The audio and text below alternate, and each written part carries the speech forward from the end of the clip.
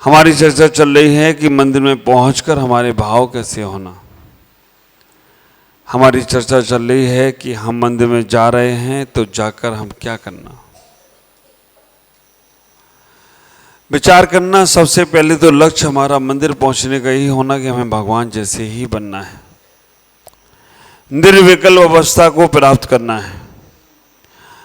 हमारे मन में भाव यही आना है कि भगवान, मैंने संसार में हर जगह जाकर देख लिया लेकिन आपके पास तक आज तक नहीं पहुंच पाया।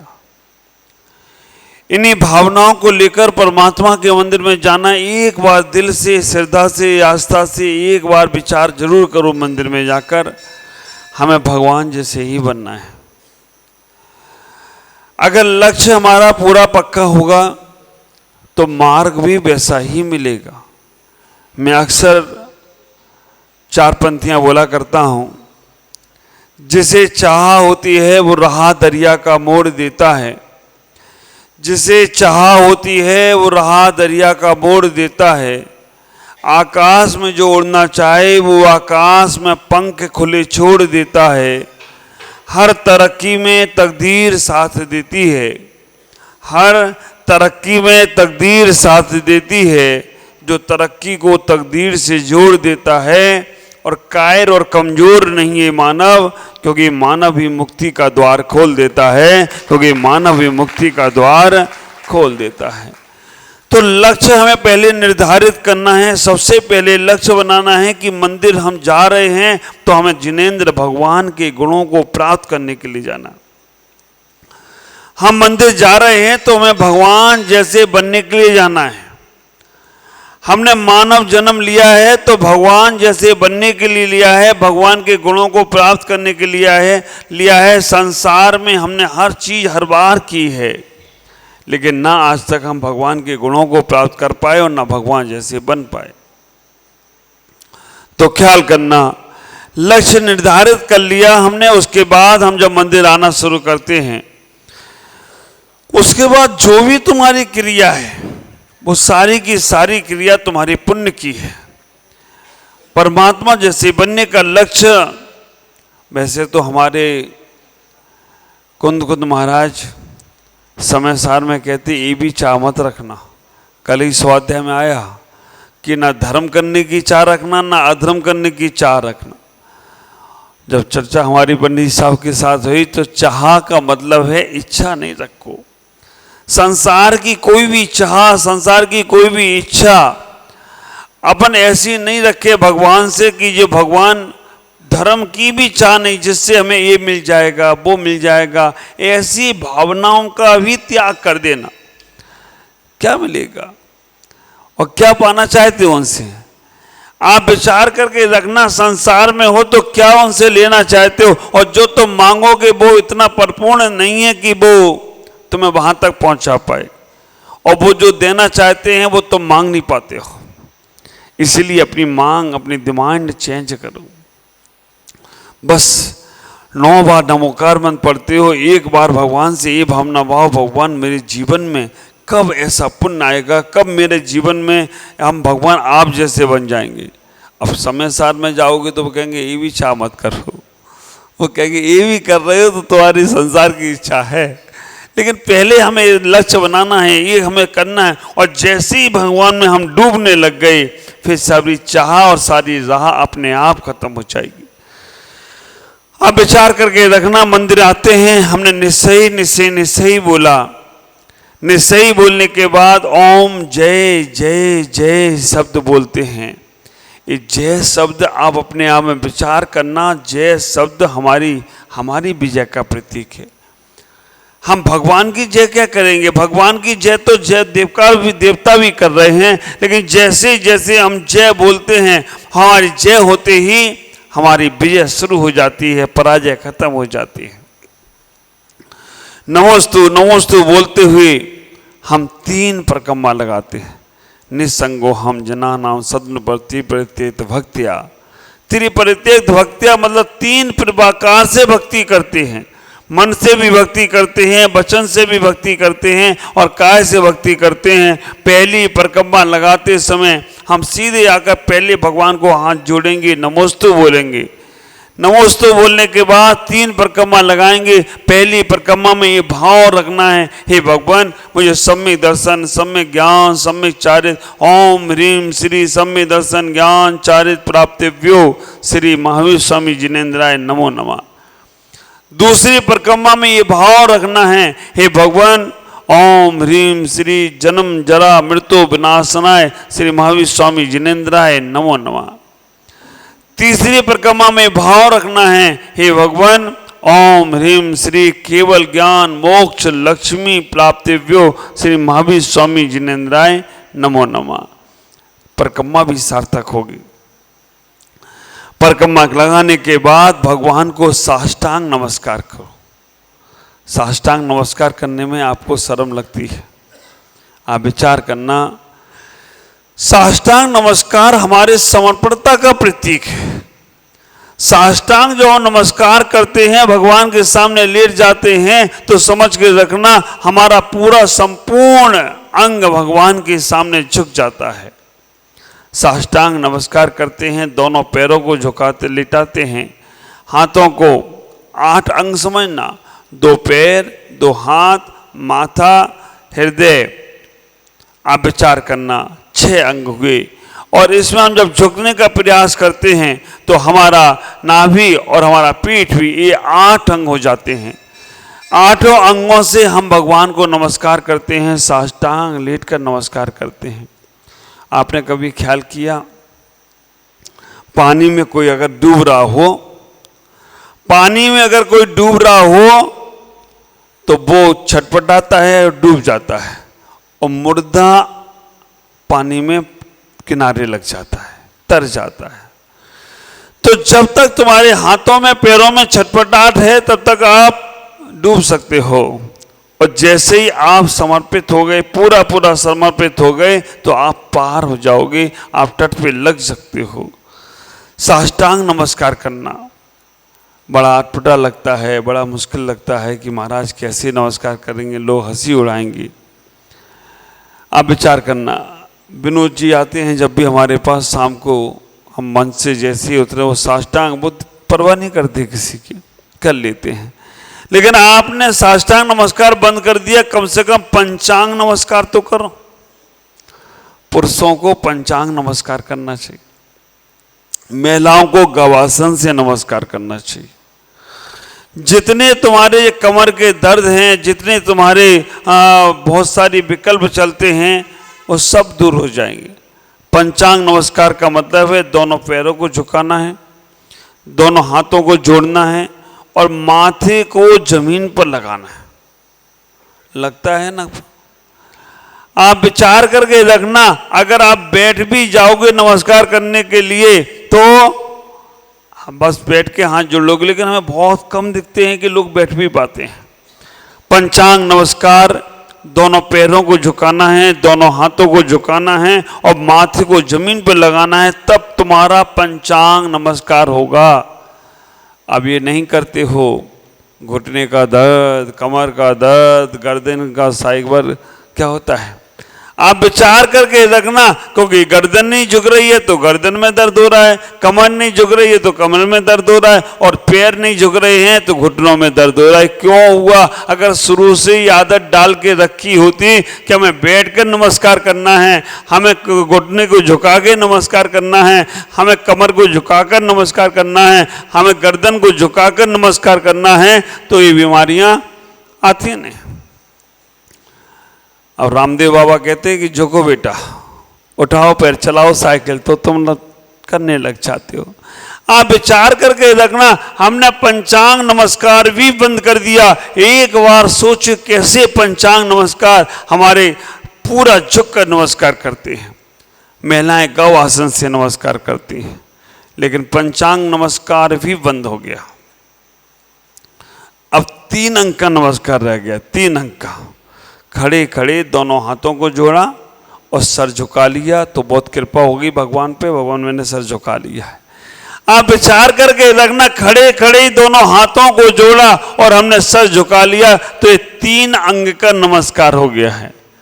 बहुत से लोग सर भी नहीं झुकाते, खड़े खड़े नमोकार मंत्र पढ़ा, भगवान नमोस्तु, सर वहीं रहता है, हाथों को वहां तक लगा लेते हैं अगर लगाना हुआ। 2 अंक का नमस्कार रह गया। और कई बार हम रास्ते में देखते हैं, अगर कोई बाइक चला रहा हो, है ना, तो एक ही यहां से करता है, नमोस्तु महाराज। आप विचार करके रखना, कई बार ऐसा होता है कि एक ही हाथ से एक, अगर वो एक हाथ से बाइक छोड़ दे, उसका नमस्कार और हमारा तिरस्कार हो जाएगा। बाइक घूम गई तो क्या होगा। आप विचार करके रखना, नमस्कार की क्रिया बहुत बहुत महत्वपूर्ण है। नमस्कार में ही पुरस्कार छिपा है। और आपको आश्चर्य होगा, हमारा जैन धर्म चमत्कार को नमस्कार नहीं करता है। हमारा जैन धर्म नमस्कार ऐसा करता है कि चमत्कार अपने आप हो जाए तो कोई आश्चर्य की बात नहीं। जैन धर्म में चमत्कार को नमस्कार नहीं है।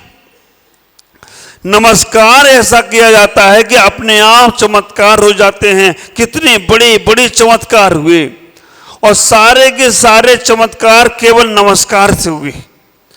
आचार्य मांगतुंग स्वामी ने अगर 48 ताले उनकी भक्ति से टूटे हैं तो उनने 48 ताले तोड़ने के लिए कोई प्रयास नहीं किया। उन्होंने केवल भक्ति करने का प्रयास किया। भगवान की भक्ति करते चले गए। एक एक भक्ति के भक्तांबर के कहाँ पढ़ते चले गए। क्या कह दिया भक्तांबर में, है ना, भक्तामरप्लत मौल मणि प्रभाणाम मुद्योतकम दलित पाप तमो वितानम सम्यक पिणम। प्रणाम कैसा, सम्यक पिणम जिन पाद युगम युगादा।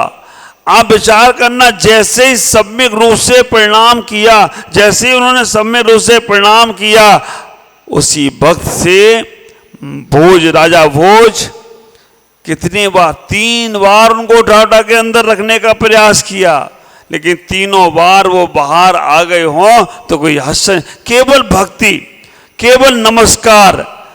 आचार्य मानतुंग स्वामी ने तीर्थंकर आदिनाथ को नमस्कार किया। भक्तांबर के 48 ताले टूटते चले गए। हमारे ख्याल से उनका इतना अच्छा लय भी नहीं होगा, इतना अच्छा उनका कंठ भी नहीं होगा जितने अच्छे लय से, कंठ से आप लोग भजन गाते हो, आप भक्तांबर को गाते हो। और सबसे सुंदर तो हमारी अनुराधा पोडवाल ने भक्तांबर गाया, लेकिन एक भी ताला नहीं टूटा। ताला तो छोड़ो, चटकनी भी चटनी हुई है। ख्याल करके रखना, भगवान तुम्हारे लय और शब्दों को नहीं समझते हैं, भगवान तुम्हारे भावों को समझते हैं। क्योंकि तुम्हारे अंदर जब भाव निर्मल होते हैं, परिणाम निर्मल होते हैं, विचार निर्मल होते हैं, कुछ करने के मन होते हैं, तो फिर भगवान के वहां से चमत्कार अपने आप शुरू हो जाते हैं। तुम्हारी श्रद्धाओं से चमत्कार होने वाले हैं, तुम्हारी आस्थाओं से चमत्कार होने वाले हैं। चमत्कारों में आस्था और श्रद्धा को विराजमान नहीं करो, क्योंकि संसार में हम थोड़ी से कहीं चमत्कार देखते हैं, थोड़ा सा हम किसी का ज़्यादा कुछ देख लेते तो हमारा सर वहाँ की ओर चला जाता है। परेशान आदमी ऐसी जगह जल्दी जाता है। थोड़ा सा उसने तंत्र मंत्र देखा, थोड़ा सा उसने चमत्कार देखा, थोड़ा सा उसने और कुछ देखा, अपनी भक्ति छोड़कर वहीं तक सीमित हो जाता है। मैं कहना चाहता हूं, अपनी भक्ति पे विश्वास करो, अपनी भक्ति पे भरोसा करो। हम जब नमस्कार करने जाते हैं, तरीके आप समझो। हम साष्टांग नमस्कार करते हैं, लेकिन हमने एक जगह पूछा एक बच्चे से, युवा से, कि तुम अब झुकते क्यों नहीं हो? बोला महाराज, झुकने का तो कारण एक तो कमर में दर्द तो है ही है, बाका का झुकने का कारण और है। पहले के लोग झुक जाते थे क्योंकि उनके कपड़े बिल्कुल ढीले ढाले होते थे। अब आजकल कपड़े इतने टाइट हैं, घर से निकला सूट पहनकर टीप टॉप और खूब तनकर, घर से निकला सूट पहनकर टीप टॉप और खूब तनकर, नमन की बेला जब आई तो प्रभु से बोला यूं हंसकर, ओ प्रभु माय गॉड, सेवा में स्टूडेंट झुक नहीं सकता क्योंकि चुस्त है मेरी पैंट। ओ प्रभु माय गॉड, सेवा में स्टूडेंट झुक नहीं सकता क्योंकि चुस्त है मेरी पैंट। तन कपड़ों से जाम है, इसलिए प्रभु अटेंशन में प्रणाम है, इसलिए प्रभु अटेंशन में प्रणाम है। आप विचार करके रखना, अटेंशन में परिणाम करोगे तो दिनों टेंशन में ही रहने वाले हो। हम झुके, प्रभु के पास जाएं, शुद्ध वस्त्र पहनकर आप लोग जाते हो, भगवान के चरणों में, भगवान के अंगूठे पर अपनी आंख रखने का प्रयास करो। गुरुओं के पास जाते हो तो आप विचार करके रखना, उनके पैर के अंगूठे में अपनी आंखें लगाने का प्रयास करो। आप लोग माता जी लोगों के पास जाते हो तो माता जी के पैर के अंगूठे को अपनी आंखों में लगाने का प्रयास करो, ख्याल करो। अब इसका तात्पर्य नहीं है कि तुम ना झुक पाओ तो उनको पैर पकड़ के ऊपर उठा दो कि महाराज आप ही ने कहा था कि पैर को अंगूठी में लगाओ, मैं तो झुक नहीं पा रहा हूं तो अंगूठी ऊपर उठाओ। आप विचार कर आपने भी अपनी बुद्धि लगा देता है। आपने बोला मैं नहीं झुक पा रहा हूं तो अंगूठी ऊपर उठाओ, नहीं, आपको बैठकर अच्छे तरीके से, क्योंकि शरीर में, साधु के शरीर में जो ऊर्जाओं का स्रोत है वो पैर के अंगूठे में है।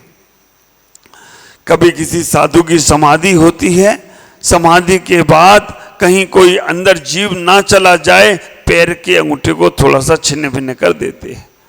तो आप विचार करके रखना, अपने जीवन में उस नमस्कार की पद्धति को समझने का प्रयास करो। भगवान के पास जाओ तो वैसे तो 3 बार उठकर बैठकर करना चाहिए। कहोगे महाराज एक बार में तो पसीना आ जा रहा है, एक बार भी तो होने वाला नहीं है, 3 बार। आपको आश्चर्य होगा, हमारे साधु संत, आजकल तो हम लोग भी झुकना बंद कर दिए हैं।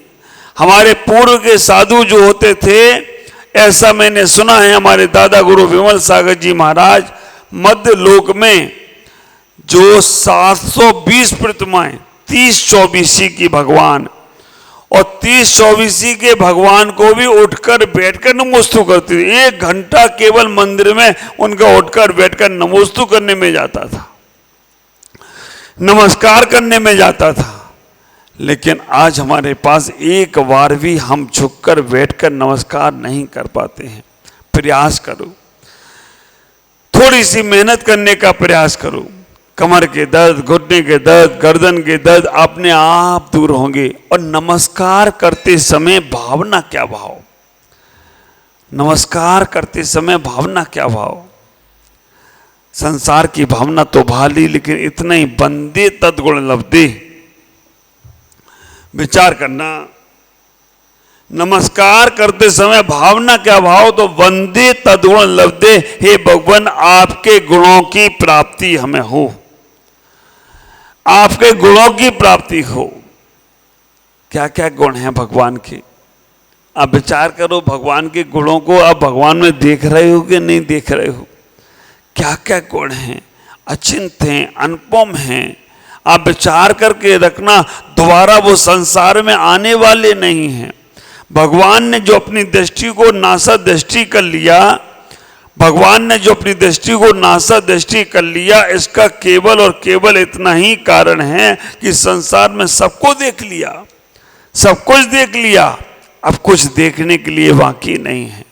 भगवान एक जगह पर स्थिर खड़े हो गए, उन्होंने सब जगह हो आए, 84 लाख योनियों में भटक कर आ गए।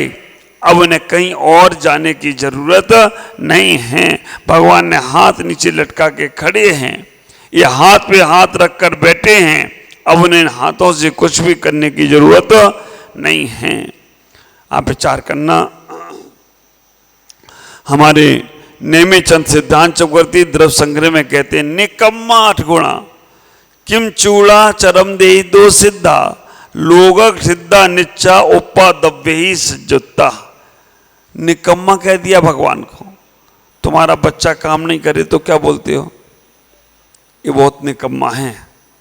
आप विचार करके रखना, बच्चा कोई काम नहीं करे या कोई काम नहीं करे, तो कोई कर्मचारी काम ना करे तो उसको कहते कि निकम्मा है, कोई काम नहीं करता है। हमारे भगवान को कह दिए गए निकम्मा। निकम्मा का मतलब है कर्मों से रहित हो गए। तो हमें ये प्रयास अपने जीवन में करना चाहिए, अपनी भक्ति में ये भावना रखना चाहिए, हे भगवान मुझे आप जैसे बनने का भाव है।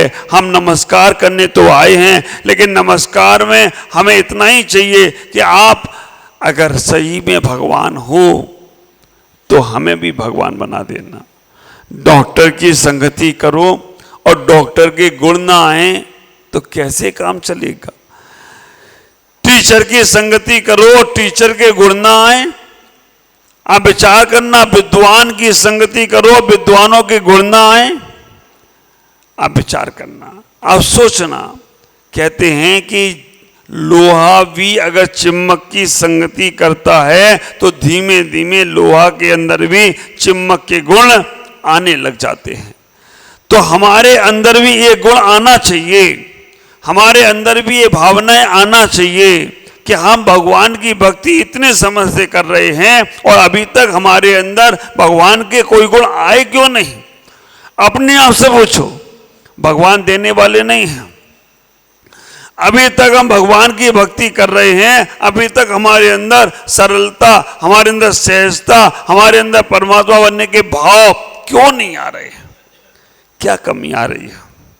तब तुम्हारा मन कहेगा कि अभी तुम्हें घर चलाना है, तब तुम्हारा मन कहेगा अभी तुम्हें परिवार चलाना है, तब तुम्हारा मन कहेगा कि अभी हमें व्यापार करना है।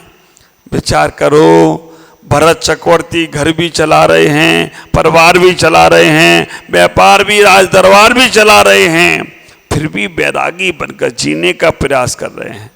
हमारे पंडित जी साहब सीए हैं, कितना बड़ा सीए का काम भी चल रहा है, घर भी चल रहा है, परिवार भी चल रहा है, प्रतिमाओं को लेकर प्रतिमा का पालन भी कर रहे हैं और आप लोगों को भी धर्म से जोड़ने के लिए स्वाध्याय और प्रयास कर रहे हैं। ये घर में रह के भी तो कल्याण कर रहे हैं, फिर हम क्यों नहीं कर सकते?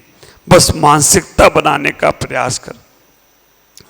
जैसा जैसा तुम सोचोगे वैसा वैसा तुम्हारे साथ होने लगेगा। आप एक बार अपनी सोच को तो बदल लो।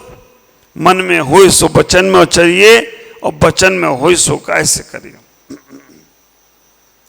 तो अपनी मानसिकताएं बदलें, मन बदलने का प्रयास करें और भावना यही रखें कि मंदिर में हम जब भी जाएंगे तो भगवान से और कोई संसार की इच्छा नहीं रखेंगे, वो देने वाला भी नहीं है ना। कोई बच्चा कहे कि हमें अपने पिता से मांगे कि पिताजी हमें शराब पीना है, शराब की बोतल दे दो, पिता देगा? और पिता दे दो, पिता होने लायक नहीं है। आप विचार करके रखना, कोई कहे कि हमें संसार बढ़ाना है, हमें संसार बढ़ाने की चीजें दे दो, वो भगवान देगा नहीं। वो कहे मैं काट के आया, मुझे संसार के इतने अनुभव हुए कि मैं छोड़ के आया, तुम्हें दे दूं? मैं तुम्हें देने वाला ही नहीं। मांगते रहो बेटा तुम। आप विचार करके रखना, वो तुम्हें देने वाला ही नहीं है, तुम खुद मांग लो उससे, है ना। भगवान से जाके कहना कि भगवान मुझे ये मिल जाए, हाँ कह तो सकते हो, क्योंकि बड़े बुजुर्ग से नहीं कहोगे तो किससे कहोगे, लेकिन मिलेगा तुम्हें तुम्हारे पुण्य से ही, तुम्हारी भावनाओं से ही। तो आप अपने जीवन में अपनी भावनाओं को अच्छा बनाने का प्रयास करो। परमात्मा से मांगने की जरूरत ही नहीं, वो अपने आप देने वाला है। लेकिन बस इतना ही विचार करना कि हमें भगवान के पास जाकर भगवान जैसे बनने का भाव रखना। बैठ जाओ आंख बंद करके, कैसे हम भगवान बनेंगे, कैसे हम भगवान, पूरी प्रक्रिया अपने ऊपर डाइवर्ट कर दो। हमने भगवान का बहुत बार चिंतन किया, गुरुओं का भी चिंतन किया, अब केवल अपने आप को भगवान स्वरूप समझने का प्रयास करो। हो नहीं जाओगे, लेकिन समझने का तो प्रयास करो। बहुत से लोग समझते नहीं है लेकिन हो जाते हैं। तो आप कम से कम अपने आप को भगवान स्वरूप समझने का प्रयास करो, क्योंकि यहाँ केवल ये वो लेबोरेटरी है। यहाँ पर आने के बाद भगवान बनने की प्रैक्टिकल सीखना पड़ता है। ये वो लेबोरेटरी है जिनालय, जहाँ पर पहुँचकर तुम भगवान बनने के उन सूत्रों को, प्रयोगों को सीख सकते हो। घर में नहीं सीख सकते, परिवार में नहीं सीख सकते, व्यापार में नहीं सीख सकते। ये प्रक्रिया, ये वो प्रयोगशाला है जहां भगवान बनने के प्रयोग सीख सकते हो। भगवान खड़े हैं एक तरफ कोने में, बिल्कुल दीवार के सहारे खड़े होगा। देखो कितनी देर तक खड़े रह सकते हो। आंख बंद कर लो, कहीं बैठ जाओ एकांत में, कोने में जाकर बैठ जाओ आंख बंद करके। कितनी देर तक तुम बैठ सकते हो? विचार करना, मन की जो अनुभूति आएगी, मन में जो आनंद बरसेगा, वो कुछ और ही होगा। तो आज इतना ही कहूँगा आपसे कि मंदिर में जब जाओ, भगवान के पास जाओ, परिक्रमा करने के बाद भगवान के चरण स्पर्श करते हो, तो आप अपनी आंखों को उनके अंगूठे में लगाओ। एक बात का और ख्याल रखना, पसीना निकल रहा है, भगवान को सर मत लगाना, क्योंकि भगवान पसीना निकल रहा है और तो भगवान को स्पर्श करोगे तो पूरा पसीना उनके पैरों में लग जाएगा।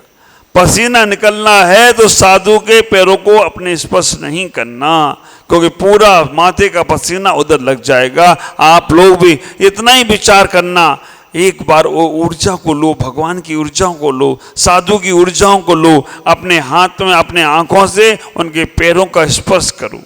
इतना प्रक्रिया शुरू करो। आगे और क्या करना है मैं आपसे चर्चा करूंगा। आज इतना ही। ओम नमः। जय गुरुदेव।